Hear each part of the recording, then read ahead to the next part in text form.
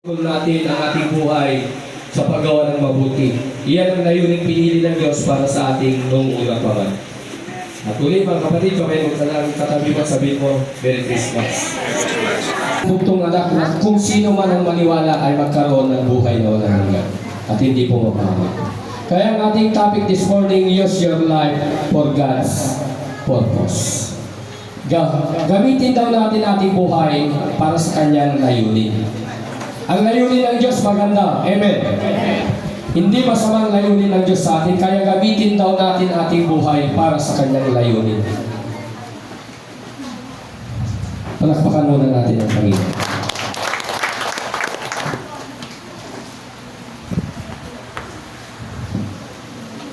May pagtitis po ang paglilingkod mga kapatid.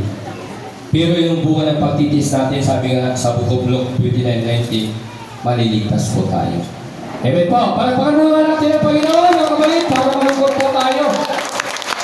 Mga kapatid, sino pa dito wala pang panghanda? Yung iba, abala na po sa paghanda ng Pasko.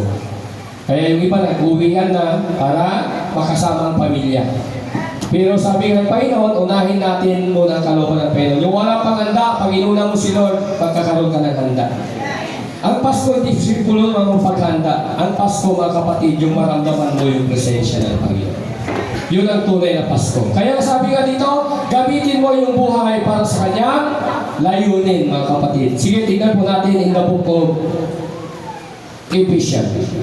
Sapagkat tayo'y nilalang ng Diyos, nilikha sa pamamagitan ni Kristo Jesus upang iukol natin ang ating buhay sa paggawa ng mabuti. Bakit kanila lang ng Diyos? Ang purpose ng Diyos, ang layunin yung gumawa tayo ng mabuti. Kaya nga nung panahon po ng ating kapatid na si Haring Solomon, nung siya po ay pinagkatiwala ng Panginoon ng isa pong grupo o isa pong mga kapatid bilang isang leader po, hiniling niya kay Lord na bigyan siya ng katalinuhan, kaalaman na kumilala ng mabuti at masama. Kaya nga mga kapatid, tingnan yung mga bata. Nung bata po tayo, wala tayong kamuha sa mundo. Kung ano yung ginagawa natin, mabuti masama, akala natin tama po. Pero nung malay po tayo, nagkaroon po tayo ng kaunawaan. Kaya ngayon, alam na natin ang mabuti at masama. Amen. Kaya nga sabi nga mga kapatid, iyan ang layuning pinili ng Diyos. Hindi mo pinili na maging Kristiyano ka kapatid. Iyan ay pinili ng Diyos. Hindi ko pinili na maging pastor po ako kapatid. Yan ang pinili ng Diyos. Hindi rin pinili na ikaw mga kapatid ay musician. Hindi rin pinili ng Diyos. Hindi rin mo rin pinili na ikaw ay isang manghari ng Panginoon. Yan ay pinili ng Diyos para sa atin noong una pa man. Kaya wala tayong madadahilan kung bakit andito po tayo. Kaya sabi ng Panginoon, without you we can do nothing. Kaya manatili tayo mga kapatid sa layunin na pinili ng Diyos sa atin. Kaya nga, pag pinili tayo ng Panginoon, huwag na tayong pipili ng iba. Ang gusto ni Lord, yung buhay natin, eternity. Ano ba yung buhay natin? Kahit nga tayo mga kapatid, dumadanas ng iba't ibang pagsubok, dumadanas po tayo ng iba't ibang mga karamdaman, dumadanas po tayo ng mga hardship sa buhay. Pero, mapalad ka, pinili ka ng Diyos. Doon pa lang mga kapatid, huwag natin ipagpapalit ang Diyos sa anumang bagay. Kaya gusto ng Panginoon, ang layunin niya, ang sundin po natin. Kaya nga, gamitin natin yung buhay para sa purpose ng Panginoon. Hindi yung purpose natin. Ano pa?